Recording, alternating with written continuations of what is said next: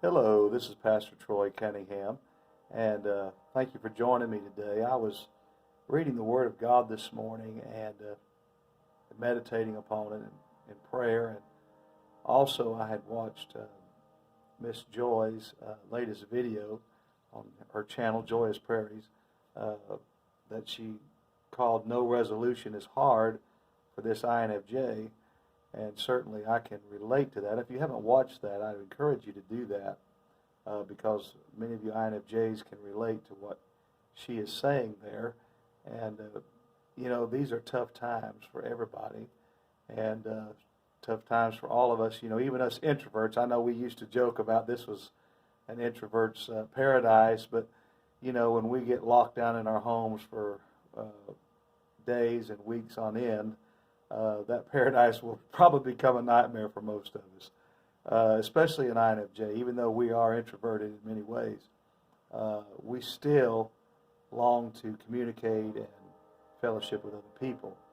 And so it's going to be difficult for all of us, introverts included. So this is no picnic for any of us going through this crisis in our world. And in these times, it is easy for us to become overwhelmed. You know, like she shared in her video, the having no resolution leads us to a state where we can really become overwhelmed in our thinking and overwhelmed in our relationships with others and how we deal with that. And and so I wanted to share some scriptures that I read this morning that really helped me. And very familiar passages. I've preached from them and read them many times. Psalms chapter 61, the psalmist says this. He says, "Hear my cry, O God, attend unto my prayer. From the end of the earth will I cry unto thee when my heart is overwhelmed. Lead me to the rock that is higher than I." Lead me to the rock that is higher than I. And I read that this morning, and I felt such a comfort and such a peace knowing that I don't have to be the rock right now. Many of us like to be that stability for everyone else. We want to be the rock that secures the ground and the footing for everybody in our life. And quite frankly, it's not always going to be the case. And right now we're in a position, many of us, that we've never been in. We don't know what's going to happen. We don't know exactly how this is going to end. And we don't know how this is going to impact us, especially if this sickness comes to our home. We don't know if we'll live. We don't know if we'll die. We have so many uncertainties in our lives, in our heads right now. So many thoughts. What if? What could happen? And these things can be overwhelming. It can really trigger a lot of anxiety in our hearts. It can bring about a lot of fear and a lot of things, a lot of worry, things that, normally we wouldn't be dealing with right now. Many of you have lost your jobs. You don't know how you're going to pay your bills. You're hoping the government comes through with whatever stimulus package they promised. Because some of you, that's the only way you're going to put food on the table next month. There's just so many uncertainties right now for so many people. I look at my church. We didn't have service last week. I'm not sure whether we're going to have anything this week. We thought about maybe doing one outside. I don't know. And all of these uncertainties, how are we going to pay the bills as a church? We've got to have income. We've got to keep the doors open some way. We still have light bills. We still have, my salary for whatever it's worth, and we still have things, insurance and bills that come due that are quite expensive. And our church doesn't have a huge padded fund that can take care of all these things in an emergency like this. We live just like most of you folks, from paycheck to paycheck. And so, I think about all these things, and it can be overwhelming. How are we going to make it? How are we going to survive?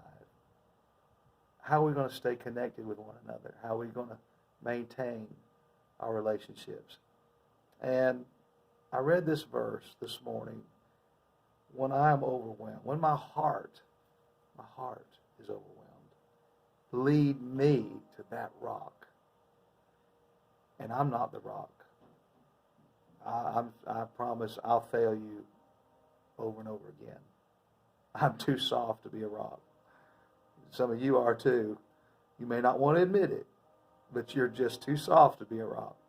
But in times like these, we need something that's solid. Something that we can grab a hold of and know it will not shake, it will not move. It's there no matter what. That rock is Jesus. That rock is Christ. I want to read the next part of the next chapter, because to really understand what the psalmist is saying, you really need to go a little further. And I want to read some of this because it blessed me so much. And maybe this will help somebody this morning or this afternoon that's dealing with these same overwhelming emotions. And I know many of us are. He says in verse 1 of chapter 62 of the Psalms, "Truly my soul waiteth upon God. From him cometh my salvation. He only is my rock and my salvation. He is my defense. I shall not be greatly moved. How long will ye imagine mischief against a man? Ye shall be all slain, all of you, as a bowing wall shall ye be, as a tottering fence." You know, there's folks in this world that are so self-centered. Everything in their life revolves around them. And they imagine mischief against good people constantly. And he says here, you know, these people are going to be slain, cut down. They're as the grass that withereth, and the wind driveth it away. He says in verse 4, they only consult to cast him down from his excellency, talking about good people. That's in their minds. They only consult.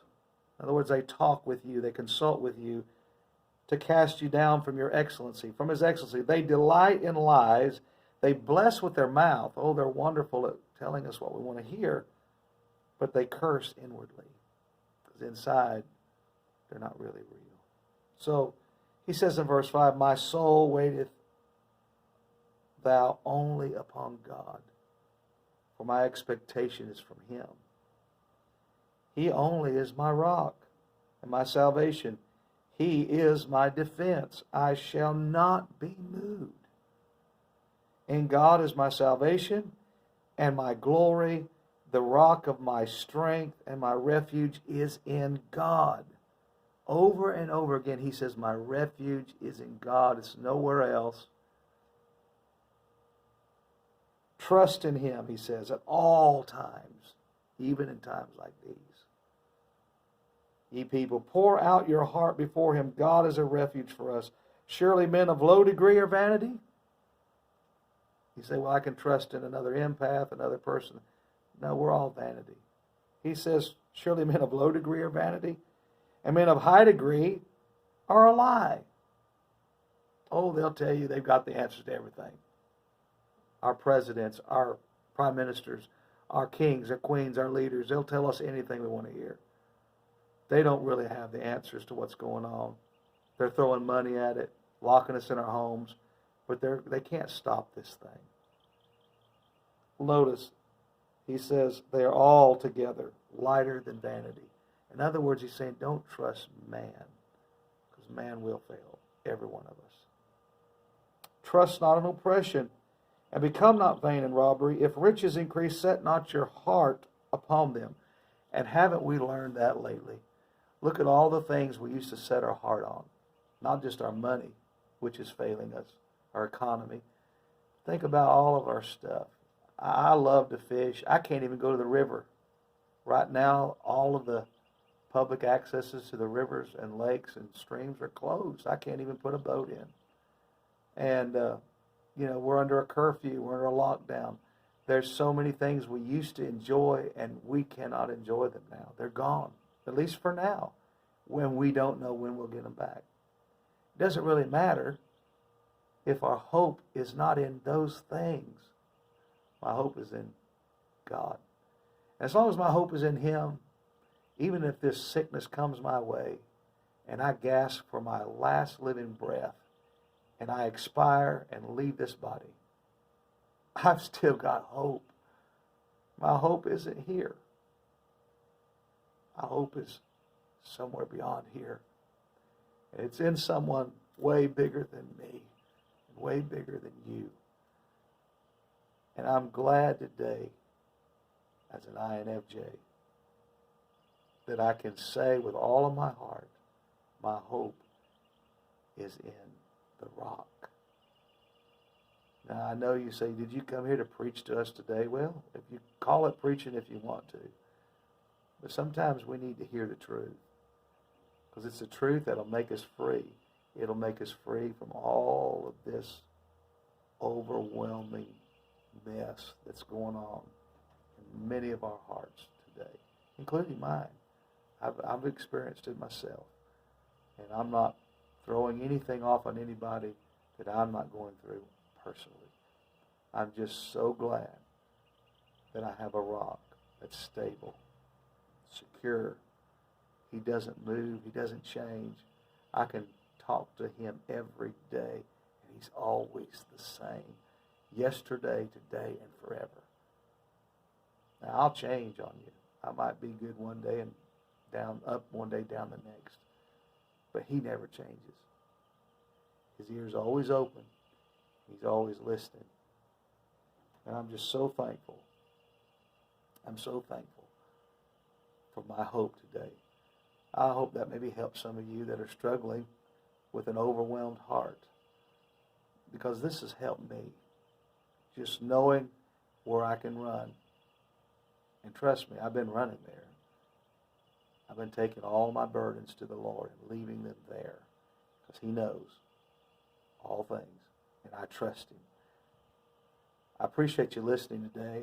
Appreciate every one of you out there. And if you have a comment, just drop it in the comment section. I hope I've encouraged some of you. It's encouraged me just to sit here and read the Scripture and just to share this with you. Because it's good for me to remind myself, and I have to do that. The Bible tells us to stir up the gift that's within us. And sometimes I have to do that. Remind myself, hey, Pastor Troy, your hope is in Him, in God. I appreciate you. Thank you for listening. God bless everyone.